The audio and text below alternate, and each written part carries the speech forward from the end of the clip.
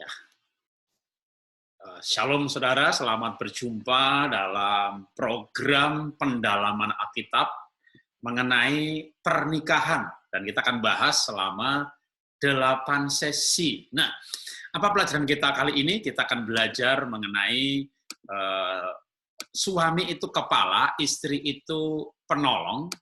Jadi kita akan belajar mengenai pernikahan yang mestinya pada hari-hari ini mendapat tantangan. Nah, kenapa tantangan? Tantangannya banyak sekali. Baik itu mengenai keadaan yang tidak sesuai harapan.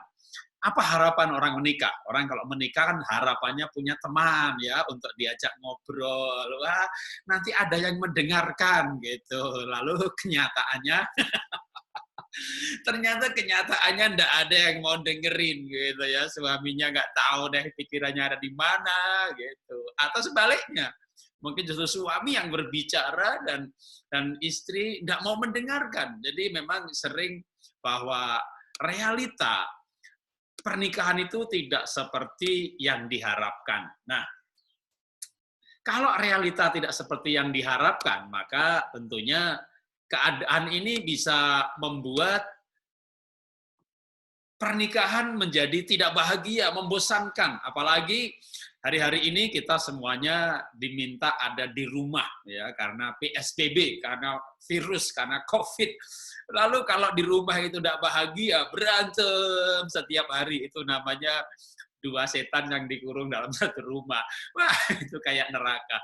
Jadi gimana kita bisa menikah bahagia kalau ya tentunya keadaan itu harusnya tidak jauh seperti yang diharapkan. Tapi kenyataannya memang banyak sekali pernikahan itu tidak seperti yang diharapkan. Jauh sekali bahkan, diantaranya soal harapan untuk punya teman berbicara, teman ngobrol tadi. Dan ternyata justru yang didapatkan teman yang tidak bisa diajak berbicara. Nah, sebelum saya lanjutkan pelajaran saya ini, saya mau kita menjelajahi. Ya, saya ingin menyampaikan ini data mengenai keadaan pernikahan milenial. Apa itu keadaannya? Kita akan lihat sebentar beberapa slide ya. Pernikahan pada hari-hari ini atau saya berikan nama ini pernikahan milenial ya. Ini mengenai pertanyaan kepada mereka yang belum menikah. Seberapa lama sebaiknya masa pacaran? Nah, data ini sebenarnya saya cukup senang dengan kenyataan ini bahwa kebanyakan milenial itu justru berpikir 4-5 tahun itu cukup untuk pengenalan. Ini malah justru melampaui generasi saya, baby boomer, yang berpikir ya 2-3 tahun cukup. Ini saya terkejut sebenarnya dengan data ini, ya karena ini survei diadakan di Amerika. Tentunya nggak jauh beda kalau bicara edisi suasana global saat ini, maka kondisi Indonesia, Amerika itu sebenarnya tidak banyak berbeda. Artinya banyak anak muda yang mulai sadar bahwa pernikahan itu memang perlu dipersiapkan sungguh-sungguh. Data yang lain adalah mengenai data perceraian, di mana nggak jauh beda antara milenial sama sebelumnya. Disinilah yang kita harus hati-hati bahwa ternyata perceraian itu mau generasi manapun juga, maka perceraian tertinggi justru di usia antara 45 ke atas, karena 45-54 sampai 55 plus itu hampir sama. Artinya pernikahan tidak membuat, pernikahan yang sudah cukup lama tidak menjamin bahwa pernikahan itu akan langgeng. Ini membuat kita harus sadar bahwa memang kita harus selalu mengusahakan pernikahan itu selalu dalam keadaan yang lebih baik lagi.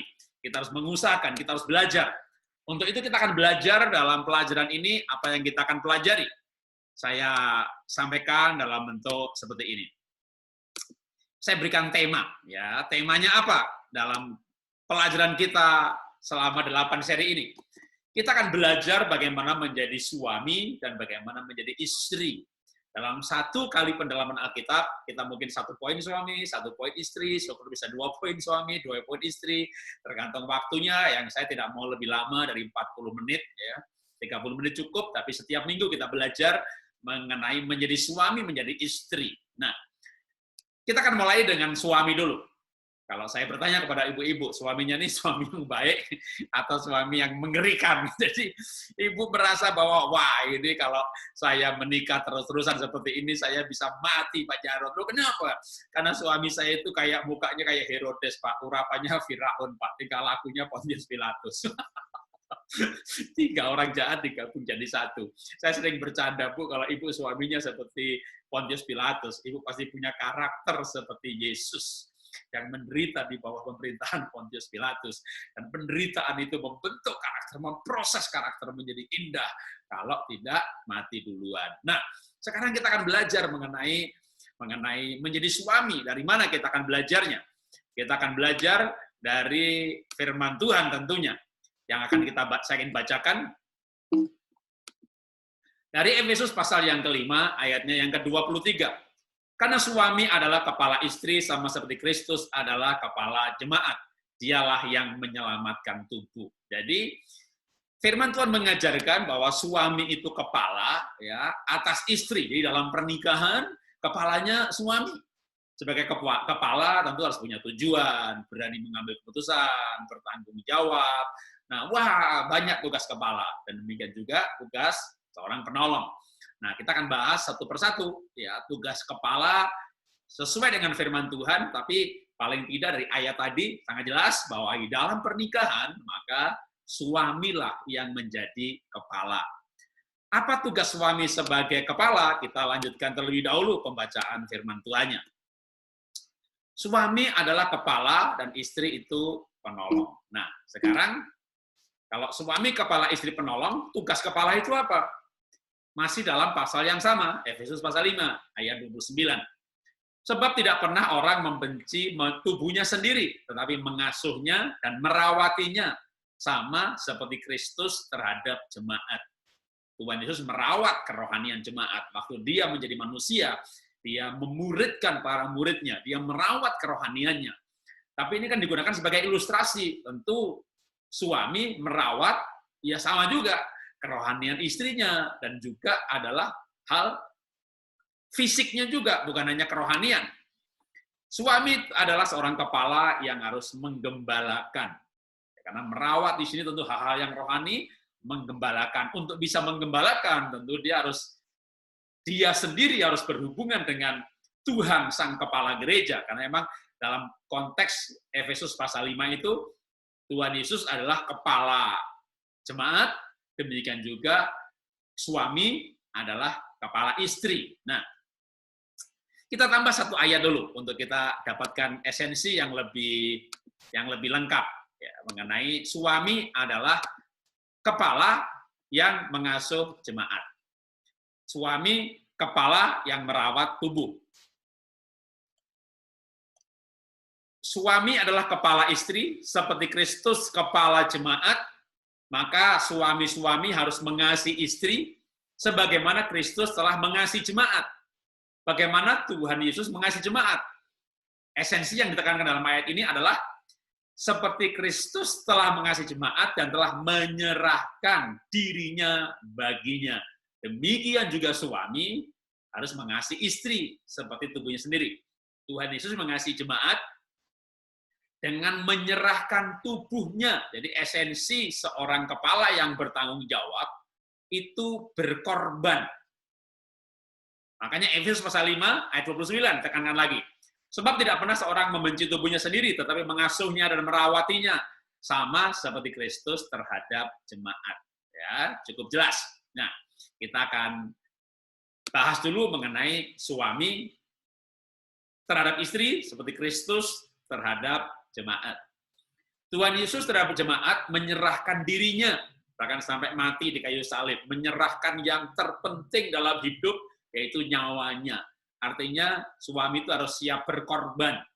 Kalau suaminya egois, malah dikit-dikit ya nggak mau tanggung jawab, istrinya yang korban, istri yang kerja, cari uang, ngurus anak, suaminya males, ya main judi, sabung ayam, tiduran, main gadget melulu. Ya, ini suami yang tidak berperan. Tentu kalau suaminya tidak berperan seperti yang diatur oleh Alkitab, nanti istrinya tidak hormat, tidak tunduk, tapi menanduk, memberontak. Bahkan kalau dia nggak kuat harus bekerja, melayani anak, melayani suami, mungkin dia akan kekurangan kasih sayang, bahkan jatuh selingkuh, meninggalkan rumah. Waduh, masalah akan luar biasa banyaknya kalau suami tidak berperan sebagaimana mestinya. Dari ayat yang tadi, saya akan berikan penegasan mengenai tugas suami. Apa penegasannya? Ya, kita lanjutkan dulu. Ya, kan tadi dikatakan bahwa tugas suami itu mengasuh, merawat. Sebab tidak ada orang yang membenci dirinya sendiri, tapi mengasuh, merawat. Nah, mengasuh, merawat itu termasuk kalau merawat, termasuk kalau istrinya itu istilahnya bodoh, gitu ya. Seharusnya kan suami ini kepala, mengasuh tubuhnya. Seperti Tuhan Yesus mengasuh muridnya. Muridnya nggak mengerti iman, nggak mengerti firman, nggak mengerti melayani, dimuridkan, dididik. Nah, demikian juga seorang suami itu harus mendidik istrinya. Kalau kebetulan, misalnya gitu ya, istrinya itu bodoh. Kenapa? Karena banyak juga, ya ini masalahnya bukan masalah suami yang bermasalah, tapi istri yang bermasalah. Nah, suaminya bilang sama saya, Pak Jarod, istri saya itu, Pak, tuh, bodohnya itu loh, Pak, bodohnya tuh pol, Pak, gitu. Kadang sebelum saya jawab, saya tanya dulu, lah kamu tuh dulu waktu pacaran, kamu tuh cari yang pinter, atau cari yang cantik, cari yang seksi, ya jujur.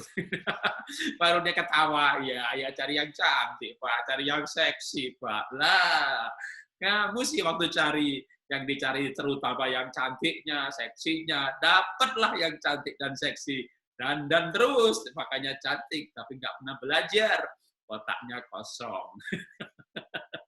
Yang pinter dandan.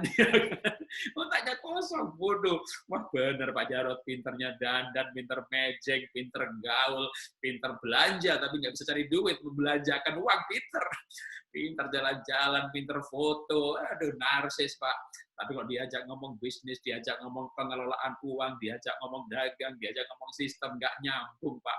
Otaknya kosong Pak. Lah, kalau itu bukan salahnya istrimu, ya kan? Salahnya kamu sendiri. Karena kamu dulu cari tidak pinter, cari yang seksi, cari yang cantik, pinter dandan, tidak pernah belajar. Nah, tetapi ada tetapinya. Kalau sudah menikah, itu namanya konsekuensi pernikahan. Kalau dulu cari yang cantik, ya sekarang jangan mengeluh soal kepandaiannya. Ya, bersyukurlah mengenai kecantikannya. Dulu cari yang energik, ya bersyukurlah dengan keenergikannya. Wah, dulu saya cari yang seksi, Pak. Ya bersyukur dengan seksinya. Lalu, sekarang kan menikah ini ternyata tidak cukup dengan cantik dan seksi.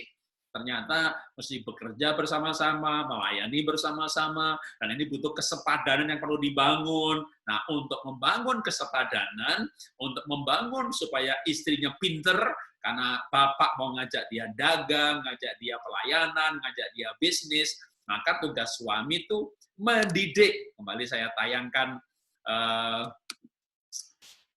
slide-nya, ya, tugas suami itu mendidik, jangan malah istrinya tuh digoblok-goblokin. Kamu tuh goblok, lah sudah tahu goblok, ini goblok-goblokin, ya tambah goblok lah.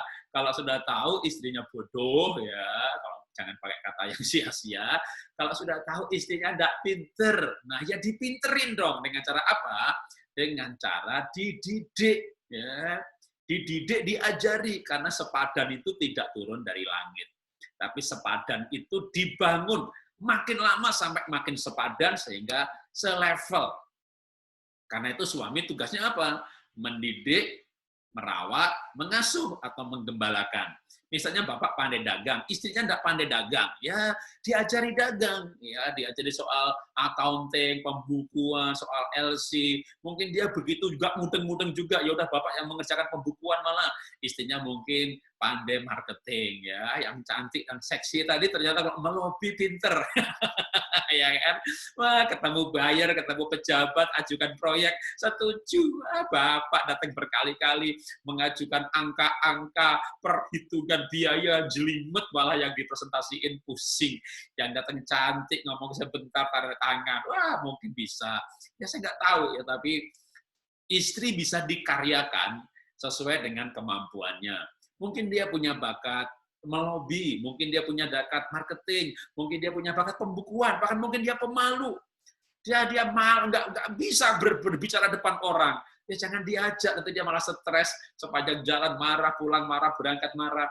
Maka mungkin tugasnya lebih cocok pembukuan. Jadi temukan keunikan istri, kemampuannya, lalu dididik. Karena menikah itu hidup bersama jangka panjang. Kalau Anda nggak mendidik sekarang, bertahun-tahun kemudian, ya masih seperti itu. Tapi menikah itu kan kira-kira 50 tahun hidup bersama. Ya, kalau Anda menikah usia 25, mati kan kira-kira umur menikah usia 25, ya kan? Maka menikah kira-kira umur 75, jadi kan 50 tahun. Nah, sekarang ini udah menikah berapa tahun? Nggak ngerti, Pak, bodoh. Ya dididik, gitu ya. Nah, pinter sekarang, pandai sekarang. Maka tugas suami adalah mendidik, menggembalakan istrinya. Nah, kita lanjutkan dulu lagi. Apa berikutnya? Tugas, tadi katakan adalah merawat.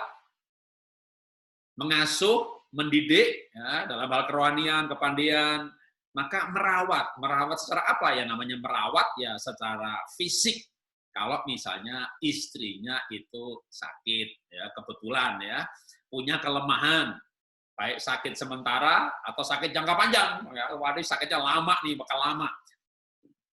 Tapi Pak, istri saya itu orangnya mandiri Pak. Dia kayaknya apa ya butuh.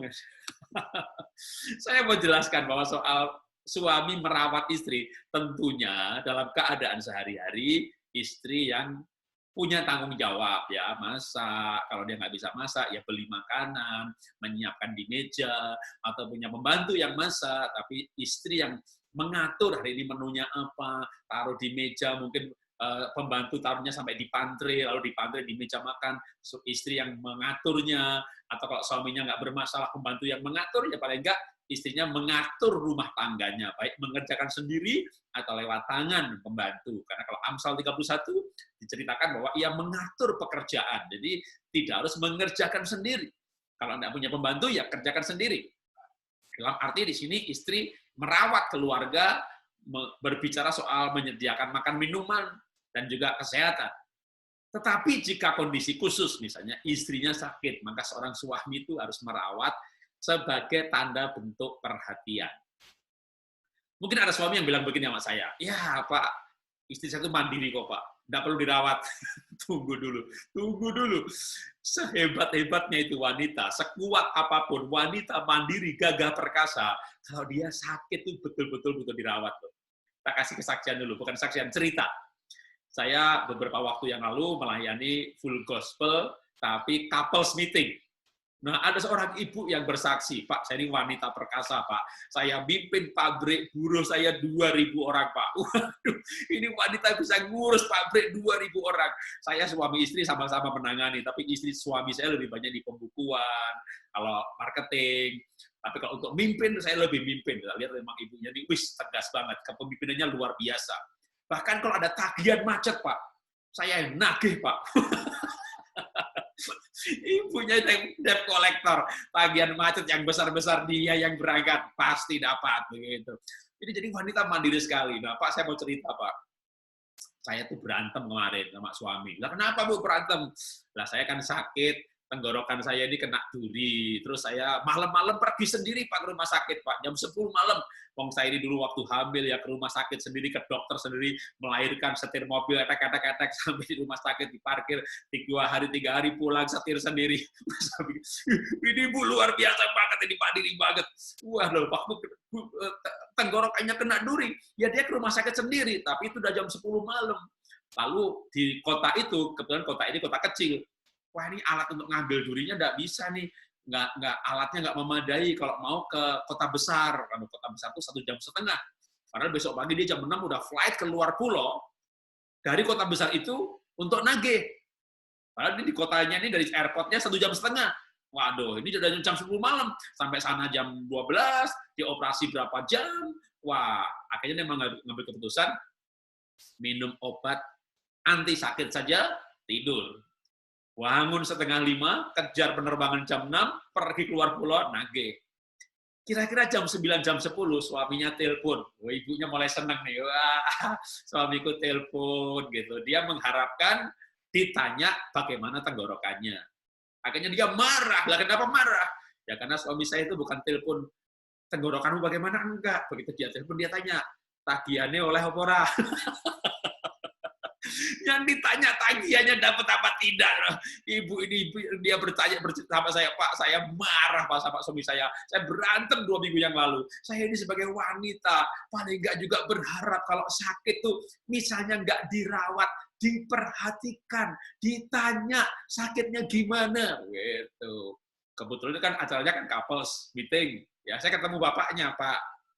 Itu kenapa istrinya nggak ditanyain dirawat? Kalau dia wanita mandiri, Pak, pimpin buruh 2.000 aja bisa. Pak, walaupun itu wanita mandiri, kalau sakit, tetap butuh diperhatikan, tetap butuh dirawat. Karena itu, mari kita bapak-bapak kita belajar. Belajar apa? Belajar untuk menjadi seorang suami yang merawat istri. Seorang istri, seorang wanita itu,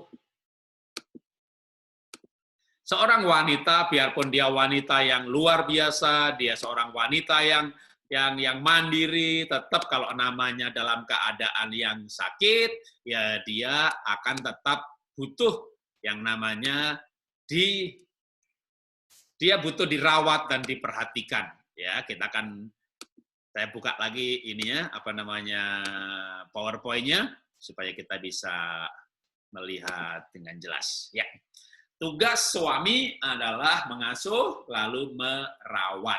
Nah, kita akan simpulkan dulu. Ya, tadi ngomong panjang lebar, kita berikan kesimpulan sementara yang saya berikan istilah namanya quote.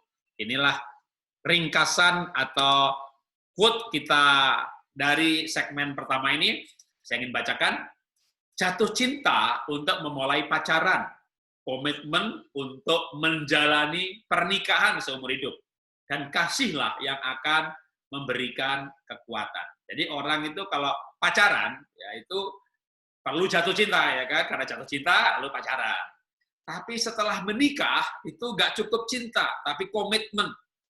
Kenapa demikian? Ya karena menikah itu, ya cinta diperlukan, tapi tidak cuma cinta, komitmen untuk bersatu, komitmen untuk bersama-sama, komitmen untuk setia, komitmen untuk bertanggung jawab, untuk bisa mengasuh dan merawat, maka seorang suami harus bekerja. Karena cinta nggak bisa tuh bayar tagihan, ya kan? Coba kalau nggak percaya bulan ini jangan bayar listrik, lalu nanti akhir bulan ditagih PLN kan, datang sama PLN, Pak, saya nggak bisa bayar tagihan, tetapi kami saling mencintai, Pak. Nanti orang PLN-nya marah. Kalau Bapak nggak bayar punya Bapak, saya putus nanti. Lah, kalau punya saya diputus, saya pakai apa, Pak? Pakai lilin. Jadi, Bapak harus bayar listrik, bukan pakai cinta, pakai uang. Nah, untuk punya uang harus bekerja. Bekerja itu komitmen seorang suami. Seorang suami harus punya komitmen untuk menjalani kehidupannya, memenuhi kebutuhan keluarga sebagai seorang kepala, komitmen, bukan hanya cinta ya, tapi cinta juga perlu. Kalau kerja terus nggak ada cinta, ya istilahnya kehidupan ini nggak ada rasanya. Kita lanjutkan poin selanjutnya, saya akan sampaikan lagi dalam bentuk PowerPoint-nya, kita lanjutkan mengenai pernikahan. Orang menikah kembali lagi selalu ada harapan. Apa harapannya?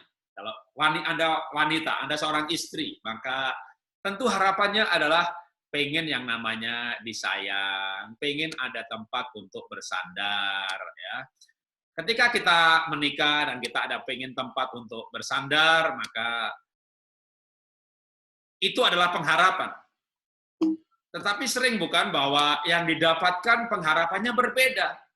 Justru malah ibu yang harus memberikan kekuatan. Jadi ini malah suaminya yang ini suaminya malah yang putus asa, suaminya yang gampang murung gitu ya. Sebaliknya, justru hari-hari ini cukup banyak juga malah yang namanya wanita gagah perkasa. Jadi kalau pengharapannya adalah suami tempat perlindungan, tapi kenyataannya sering malah ibu yang harus melindungi suami, dan kenyataannya wanita yang harus bekerja. Bahkan hari-hari ini banyak sekali wanita yang lebih sukses daripada pria, istri gajinya lebih tinggi, karirnya lebih mantap. Lalu dalam kondisi seperti ini apa yang harus kita lakukan? Kita akan membaca firman Tuhan. Ya, firman Tuhan ini kita akan baca dari Efesus pasal yang kelima, ayat yang ke-22. Hai istri, tunduklah kepada suamimu seperti kepada Tuhan. Jadi, istri itu tunduk. Kenapa? Karena suami kan kepala, istrinya kan penolong. Maka istri harus tunduk kepada Tuhan. Maksud dari tunduk kepada Tuhan, seandainya susah menemukan alasan untuk taat kepada suami, lakukanlah hal itu seperti untuk kepada Tuhan. Tuhan mengasihi Anda dengan kasih yang sempurna dan akan memampukan Anda mengasihi suami dan mentaatinya seandainya hal itu susah untuk dilakukan. Efesus pasal 5 ayat yang ke-24, kita baca dulu. Karena itu sebagaimana jemaat tunduk kepada Kristus, demikianlah juga istri kepada suami dalam segala sesuatu. Dalam segala sesuatu. Apa itu dalam segala sesuatu? Ya semuanya, ya. Ini sebagai contoh. Sebagai contoh, jika suami minta, "Mah, kamu sore ini di rumah ya," gitu. Lalu gembala, pendeta minta, Bu, Bu, Ibu jadwal doa ya malam ini. Lah, Ibu nih lebih tunduk sama suami atau sama gembala? Memang itu pilihan yang sulit, tapi ingat bahwa istri itu tunduknya kepada suami, hormatnya kepada gembala. Jadi kalau ibu menghormati gembala, tunduknya kepada suami. Kalau istri tunduk suami, nanti suami akan ikut menghormati gembala. Tapi kalau istri tunduk sama gembala dan menanduk suami, nanti suami tidak akan hormat ke gembala. Suami akan malas ke gereja, tidak mau ke gereja. Jadi Alkitab itu memberikan urutan prioritas. Seorang istri, maka dia tunduknya itu kepada suami. Kecualinya apa? Kita lanjutkan dulu slide-nya lagi ya. Kalau yang diminta suami adalah bukan hal-hal yang berupa dosa, maka istri harus tunduk. Menghormati gembala, tetap dalam menghormati. Jadi misalnya begini, kalau suami minta, kan suaminya bisa di luar kota 3-4 hari, lalu dia minta ibu di rumah, maka ibu dengan hormat minta izin sama gembala. Pak Gembala, saya benar-benar minta maaf, saya nggak bisa ikut doa atau mimpin doa malam ini, tolong diganti. Ibu Gembala gantikan atau yang lain. Saya malam ini melayani Tuhan lewat melayani suami, karena suami baru pulang luar kota, dia ingin saya ada di rumah. Jadi menghormati gembala, dalam hal minta izinnya sangat hormat, dan tunduk kepada suami. Jangan suaminya, wah kamu tuh menghalangi saya beribadah. Lah kan beribadah bisa besok, bisa kemarin. Ini suami pas tadinya keluar kota beberapa hari, maka dalam hal ini harus tunduk. Bagaimana kalau misalnya, Pak, tapi suami saya itu istilahnya, saya jelaskan gambarnya berkelihatan. Suami saya itu, my husband is not a spiritual leader. Suami saya itu bukan seorang pemimpin yang rohani. Dia mengajak saya untuk hal-hal yang tidak baik. Begini, ya, bagaimanapun juga, prioritas yang benar justru akan membuat seorang suami menghormati pendeta. Jika istri tunduk kepada suami, suami akan menghormati pendeta yang mengajarkan hidup benar. Kalau dalam kondisi suaminya tidak percaya firman Tuhan, suaminya adalah tidak bertobat, maka Alkitab mengajarkan demikian. 1 Petrus 3 ayat 1-2. Demikian juga kamu, hai istri-istri, tunduklah kepada suamimu, supaya jika ada di antara mereka yang tidak taat kepada firman, mereka juga tanpa perkataan dimenangkan oleh kelakuan istrinya. Jika mereka melihat bagaimana murni dan salehnya hidup istri mereka itu. Wah, Alkitab itu mengajarkan demikian. Kalau suaminya belum percaya firman Tuhan, lalu istrinya itu mau hormat, tunduk, dan taat, maka suami akan dimenangkan tanpa perkataan ketika melihat betapa salehnya istrinya hidup. Laki-laki itu akan bertobat kalau dia melihat. Ya, Thomas kan laki-laki.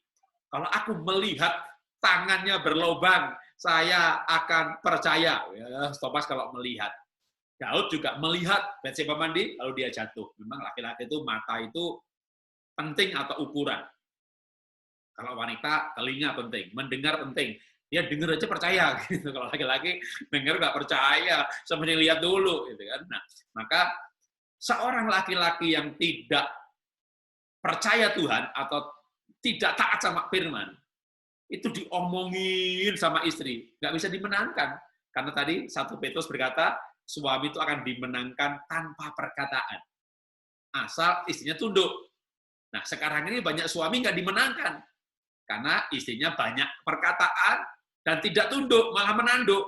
Padahal caranya, suami akan dimenangkan kalau istrinya tunduk tanpa perkataan. Waktu dia melihat, istrinya soleh dan tunduk, maka suaminya akan dimenangkan tanpa perkataan.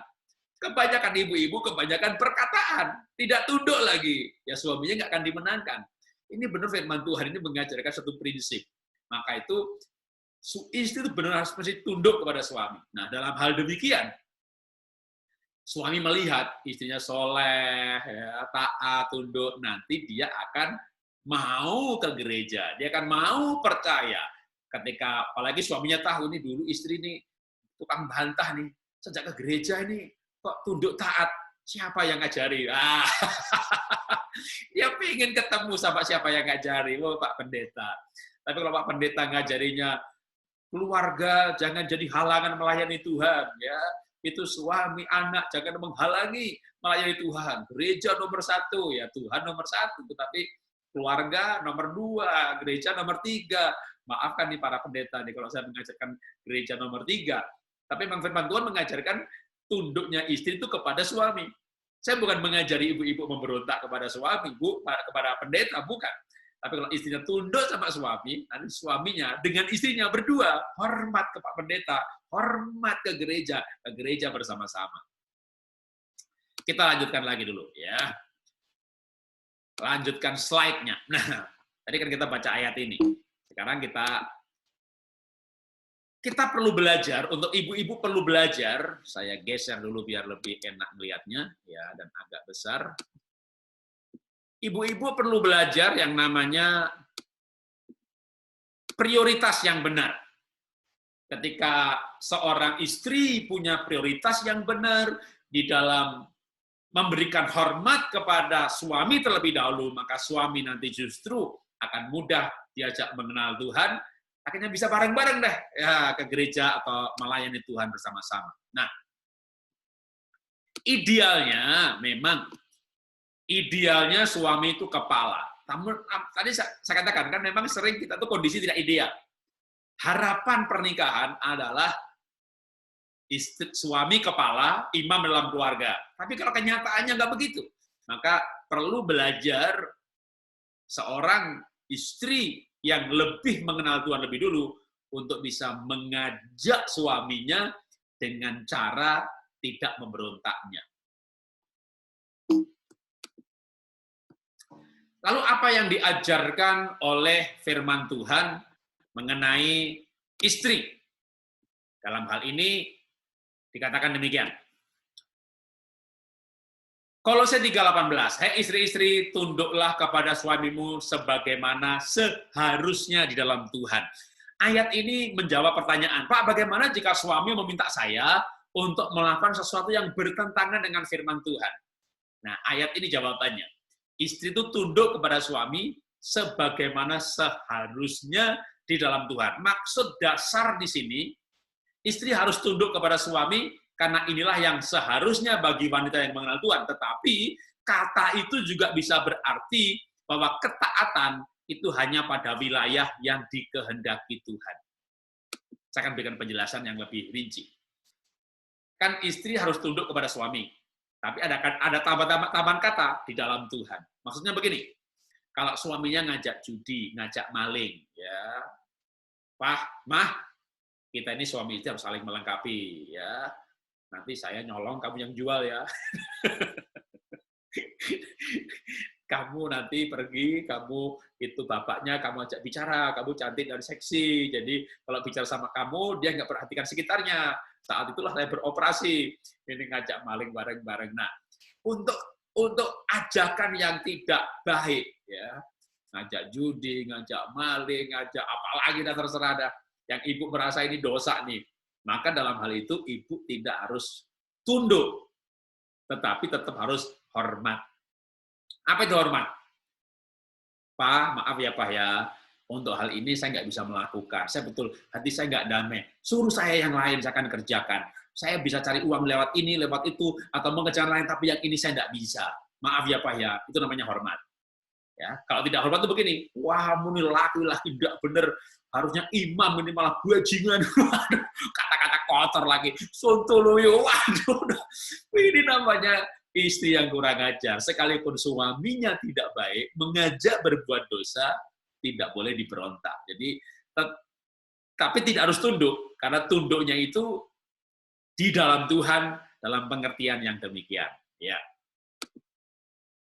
Nah, kita akan melanjutkan pelajarannya lagi, ya, dalam slide yang berikutnya. Kita akan, Bapak Ibu juga bisa membaca, karena saya mencoba bergonta-ganti antara melihat saya atau screen, ya. Kalau suami salah, maka suami, istri tetap harus hormat, tetapi tidak harus tunduk, ya. Tadi contohnya sudah jelas. Nah, kalau istri itu menjadi penolong yang baik, istri bisa jadi penolong yang baik, maka suami akan jauh bisa mencintai istrinya, karena itulah kebutuhan seorang laki-laki.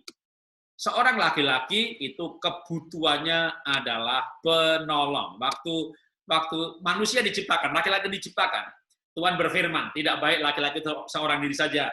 Saya akan jadikan pendoa baginya. Enggak. Saya akan jadikan apa? Penolong. Maka tugas suami adalah penolong, dalam hal ini memberikan hormat. Ya. Nah, saya akan membacakan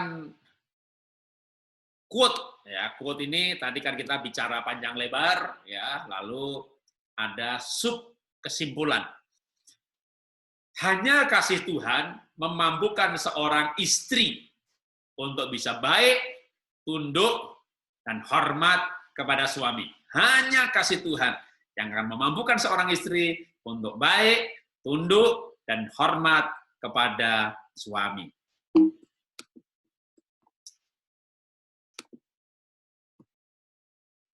Tugas istri itu luar biasa. Mendidik anak, mengasuh anak, melayani suami lagi. Belum lagi kalau suaminya tadi hidupnya tidak benar, maka benar-benar hanya kasih Tuhan. Tanpa kasih Tuhan, nggak akan sanggup. Banyak sekali ibu-ibu datang sama saya, dan Pak, saya nggak sanggup, Pak. Suami saya terlalu kasar, Pak. Dia mengingkari janji, dia mengkhianati, Pak. Dia selingkuh, Pak. Dia nggak selingkuh sih, Pak, tapi dia kata-katanya kasar. Saya dibodoh-bodohi, saya digoblok-goblokin. Yang lain lagi berkata, Pak, saya nggak sanggup, Pak. Suami saya itu males, Pak. Saya sebenarnya nggak masalah dia itu gaji kecil, tapi yang penting kan rajin. Kalau dia rajin, kan anak-anak bisa mengikuti teladan kerajinannya. Hasilnya seberapa pun nggak apa-apa. Saya ikhlas untuk bekerja. Saya ikhlas dan sukacita membantu mencari uang. Bahkan bisa dapat lebih banyak. Tapi jangan males. Kalau saya lihat suami saya yang males, saya ini nggak sanggup. Saya itu nggak kuat. Memang akan terlalu banyak yang membuat seorang wanita tidak sanggup menjalani kehidupan ini tanpa kasih Tuhan. Dengan kasih Tuhan, bergaul dengan Tuhan, berbicara dengan Tuhan, ada waktu untuk saat teduh. Maka itu seorang istri dan juga seorang suami, ya, menghadapi istri bisa juga nggak sanggup. Maka baik suami atau istri, sesibuk apapun, sediakan waktu untuk bergaul dengan Tuhan. Yaitu saat teduh pribadi, Boleh pagi, boleh siang, boleh malam. Saya tidak mengharuskan seseorang bangun pagi itu baca Alkitab. Ya, kalau pagi harus masak, harusnya anaknya dicek PR-nya dibawa apa enggak, harusnya melayani suami sebelum kantor, bawa bekal karena suaminya nggak suka jajan. Wah, pagi sibuk sekali. Kalau baca Alkitab, itu bukan saat teduh, saat buru-buru, absen, ceklok. Nah, yang penting udah baca. Kalau paginya sibuk, ya memang ada ayatnya, Daud pagi-pagi mencari Tuhan. Cari ayatnya, nanti ketemu juga. Malam hari mencari Tuhan. Jadi mau Tuhan itu 24 jam ada. Bumi ini bulat. Kalau Amerika pagi, kita malam. Kalau kita malam, Amerika pagi. Jadi bagi Tuhan itu nggak ada waktu. Yang waktu itu ada di bumi. Bumi ini ada waktu, karena bumi ini benar. Di hadapan Tuhan, nggak ada waktu. Maka sediakan saat teduh. Jam berapa saja terserah. Suami pergi, anak sekolah, lalu ibu jam 10 kosong. Nah, jam 10 saat teduh. Demikian juga Bapak, pagi mana bisa saat teduh, buru-buru pekerjaan segala macam, udah pulang kantor, makan malam, mungkin jam 9 bisa saat teduh. Saat di mana kita bergaul dengan Tuhan, mencari kasih-Nya, mencari kuasa-Nya, itu yang menjadi kekuatan hidup ini untuk melanjutkan pernikahan, melanjutkan pelayanan, melanjutkan didik anak, apapun kehidupan yang kita jalani dengan kekuatan Tuhan, maka pasti kita akan disanggupkan. Nah, tanpa kasih Tuhan, demikian juga pernikahan akan bisa saling melukai. Karena tinggal bersama dalam satu rumah selama 50 tahun, itu pasti ada gesekan, ada benturan, ada luka melukai. Lalu tanpa kasih Tuhan, kita nggak akan minta maaf. Kita akan sombong, kita akan gengsi untuk minta maaf. Tanpa kasih Tuhan, yang satu minta maaf pun, kita tidak akan memaafkan. Tanpa kasih Tuhan, kita tidak punya kerendahan hati untuk minta maaf, dan kita tidak punya kebesaran jiwa untuk melepaskan pengampunan. Tapi dengan kasih Tuhan, kita akan memaafkan dan dimaafkan, minta maaf dan memaafkan. Dengan kasih Tuhan, maka segala kekecewaan kita bisa dapatkan kesembuhannya dari Tuhan. Dengan kasih Tuhan, kita merasakan kasih Tuhan, kita bisa mengasihi orang lain. Suami istri, kalau kita konteks hari ini adalah pernikahan dengan kasih yang kita rasakan, yaitu kasih Tuhan. Karena itu, supaya pernikahan itu seperti yang kita harapkan, itu tidak akan turun dari langit. Pernikahan menjadi seperti yang kita harapkan kalau kita berjuang mengusahakannya. Dan untuk itulah kita perlu suami istri belajar saling merawat, saling mengasihi, kita membawa kesepadanan, karena kesepadanan dibangun, dan untuk itu butuh kekuatan ekstra, yaitu kekuatan dari kasih Tuhan. Mari kita berdoa bersama-sama. Bapa, kami datang kepadamu, dan kami berdoa dalam nama Tuhan Yesus, supaya kami boleh mendengarkan firman-Mu mengenai pernikahan ini, dan kami belajar, ajari kami suami istri, untuk sama-sama mau memperhatikan, saling mengasihi, saling merawat, suami mengasihi istri, merawat istri, menggembalakan istri, dan istri hormat dan tunduk. Suami seperti Kristus kepada jemaat, dan istri seperti jemaat kepada Kristus. Dengan demikian kami menghidupi firman-Mu, dan pernikahan kami mendapat warna yang baru. Ajari kami Tuhan, supaya kami boleh melanjutkan pernikahan kami dengan nilai-nilai dan dasar firman Tuhan. Dalam nama Tuhan Yesus, kami berdoa mengucap syukur. Amin. Ya, inilah pelajaran kita hari ini, dan kita akan masih lanjutkan pendalaman Alkitab kita, khusus mengenai pernikahan yang bahagia. Menjadi seorang suami, menjadi seorang istri. Maka nantikan serial selanjutnya. Tuhan memberkati.